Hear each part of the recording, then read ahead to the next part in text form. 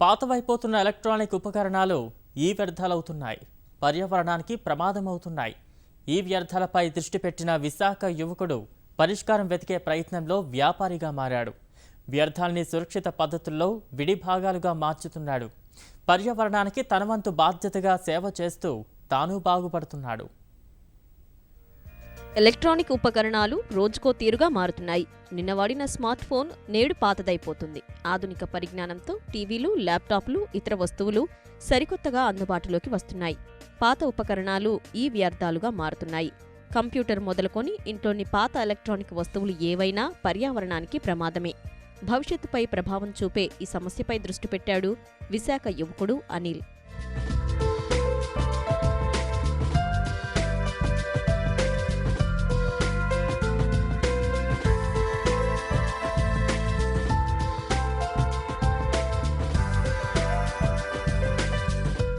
ఈ వేస్ట్ ఎందుకంటే అన్ని వేస్టుల్లో అందరికీ అవగాహన ఉంది, కానీ ఈ వేస్ట్ పని ఎవరికి లేదు. పని చేయని ఏదైనా ఎలక్ట్రికల్ వ్యర్థాలు ఉంటే లోకల్ కాపాడే వాళ్ళకు స్క్రాప్ డీలర్కి ఇస్తే వాడు 10-20 ఇస్తాడు, మనకు డబ్బు వస్తుంది అనుకుంటారు. కానీ అందులో చాలా హజారస్ కెమికల్స్ ఉన్నాయి.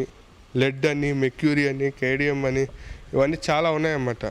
అవన్నీ ఏంటంటే మన బాడీని పొల్యూట్ చేస్తాయి, ఎన్విరాన్మెంట్ని పొల్యూట్ చేస్తాయి. సో ఇవన్నీ జనాల్లో అవగాహన లేక అయిన తర్వాత ఇండియాలోని ఈ వేస్ట్ పైన చాలా వరకు ప్రాబ్లం ఫేసింగ్ ఉందన్నమాట. సో అందుకని మేము ఏం ఆలోచించామంటే ఆంధ్రప్రదేశ్లో దీనిపైన సరైనగా ఎక్కడ ఏ ఒక సంస్థ లేదు కాబట్టి మేము వర్క్ ఇక్కడి నుంచి స్టార్ట్ చేసామన్నమాట. పర్యావరణ శాస్త్రంలో ఉన్నత విద్యను అభ్యసించిన అనిల్కు విదేశాల్లో చక్కని ఉద్యోగ అవకాశాలు వచ్చాయి. నేర్చుకున్న విజ్ఞానం దేశ రాష్ట్రాభివృద్ధికి ఉపయోగించాలనే లక్ష్యంతో ఆ అవకాశాలని వదులుకున్నాడు. ఈ వ్యర్థాల నష్టాన్ని తగ్గించడంపై దృష్టి సారించాడు. విశాఖలో గ్రీన్ వేవ్స్ ఎన్విరాన్మెంట్ సొల్యూషన్స్ను ఏర్పాటు చేశాడు.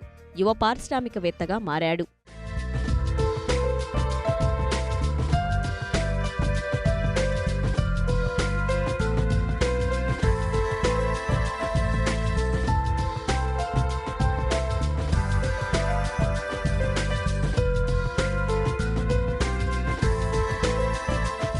మనకి ఏంటంటే ఐటీ ఇండస్ట్రీస్ ఉంటాయి, వేరే రకాల ఇండస్ట్రీస్ ఉంటాయి. మనం ఎప్పుడు రీసైక్లింగ్ ఇండస్ట్రీస్ అనేది ఎప్పుడు మనం విన్నాం. నాకు అప్పుడు అనిపించింది ఎందుకు ఉండవు, మనం ఎందుకు చేయకూడదు, అలా మనం ఎందుకు మొదలు పెట్టకూడదని. అలా థాట్ నుంచి వచ్చిందే అది అన్నమాట. దీంట్లో సవాళ్ళు అయితే చాలా గట్టిగానే ఉంటాయి. ఎందుకంటే మనం పబ్లిక్లో దీని గురించి చెప్పి అవేర్నెస్ తీసుకొచ్చి మనం ఈ వేస్ట్ కలెక్ట్ చేయటం అనేది కొంచెం ఛాలెంజింగ్ టాస్కే. ఈ వ్యర్థాల నివారణకు ఎకరం స్థలం ఉన్న గోదాములో అనిల్ గ్రీన్ వేవ్స్ ఎన్విరాన్మెంటల్ సొల్యూషన్స్ను నిర్వహిస్తున్నాడు. తరగతి గదిలో నేర్చుకున్న పాఠాలకు పక్కా ప్రణాళికతో వాస్తవ రూపమిస్తున్నాడు. ఈ వ్యర్థాల వల్ల మానవాళికి ఎదురయ్యే ఆరోగ్య, పర్యావరణ సమస్యల్ని దూరం చేస్తున్నాడు. మనకి స్క్రాప్ డీలర్ ఏం చేస్తాడంటే ఒక వైర్ తీసుకోండి, ఆ వైర్ని నిప్పులు అంటించేసి కరిగిచ్చేస్తే బయట ప్లాస్టిక్ ఒకటి కాపర్ వస్తుంది. కానీ వాడు చేసే ప్రాసెస్ వల్ల ప్లాస్టిక్ని బయట మనం కాల్చుతాం అన్నమాట. దానివల్ల ఏంటంటే ఎన్విరాన్మెంట్ అంతా డ్యామేజ్ అయిపోద్ది. సో ప్రాసెస్ కూడా హజార్డస్గా ఉంటుంది, డేంజరస్ ఉంటుంది. మనం హ్యాండిల్ చేసే విధానం ఏదైతే ఉందో అది చాలా డేంజర్. విశాఖ నగరంలోని పలు ప్రాంతాల నుంచి పాడైన వ్యర్థ ఎలక్ట్రానిక్ వస్తువుల్ని అనిల్ ఆధ్వర్యంలోని గ్రీన్ వేవ్స్ ఎన్విరాన్మెంటల్ సిబ్బంది సేకరిస్తుంది. ఆ వ్యర్థాలను సురక్షిత పద్ధతుల్లో పరీక్షించి భాగాలను శాస్త్రీయంగా వేరు చేస్తుంది. ప్రమాదకర రసాయనాలున్న వ్యర్థాల్ని అనిల్ ముంబైలోని అనుబంధ సంస్థకు తరలిస్తున్నాడు. రీసైక్లింగ్ ద్వారా నూతన వస్తువుల రూపకల్పనలో భాగమవుతున్నాడు.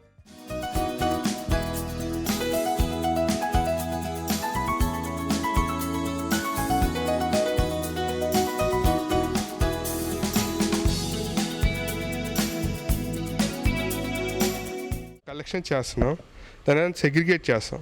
దాని తర్వాత టెస్టింగ్ అండ్ నాన్ టెస్టింగ్ అని పెడతాం అన్నమాట. అంటే మనకి అక్కర్లేని ఏది 100% పనిచేయదని కాదు. మనం ఎక్కడో ఒక దాన్ని రిపేర్ చేస్తే అవి మళ్ళీ తిరిగి పనిచేస్తాయి.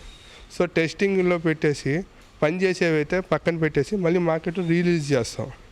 పనిచేయింది అయితే ప్రైమరీ ఎలిమెంట్స్ ప్లాస్టిక్ కానీ, ఐరన్ కానీ, గ్లాస్ కానీ, రబ్బర్ కానీ, అల్యూమినియం కానీ, కాపర్ ఇవి ఎక్స్ట్రాక్ట్ చేసి మిగతా హజారస్ వేస్ట్ ఏదైతే ఉందో మేము ఒక ముంబై కంపెనీకి టైప్ అయ్యామన్నమాట. మేము వాళ్ళకి ఇస్తాం. ఈ వ్యర్థాల వల్ల కలిగే అనర్థాలపై అవగాహన లేకపోవడం వల్ల ప్రజలు ఇష్టానుసారంగా వస్తువుల్ని బయటపడేస్తున్నారు. వినియోగదారుల నుంచి ఈ వ్యర్థాలని సేకరిస్తున్న అనిల్ ఆకట్టుకునే బొమ్మల్ని రూపొందిస్తున్నాడు. ఈ వ్యర్థాల నిర్వహణపై అవగాహన కల్పిస్తున్నాడు. పర్యావరణ పరిరక్షణలో ప్రజల్ని భాగం చేస్తున్నాడు.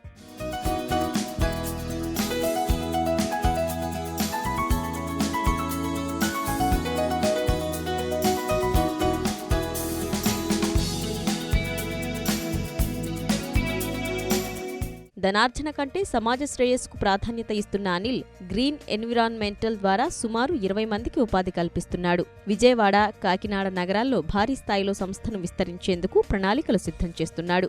సో మేము ఇప్పుడు ఏంటంటే విజయవాడలో కంప్లీట్ రీసైక్లింగ్ యూనిట్కి వెళ్దాం అనుకుంటున్నాం.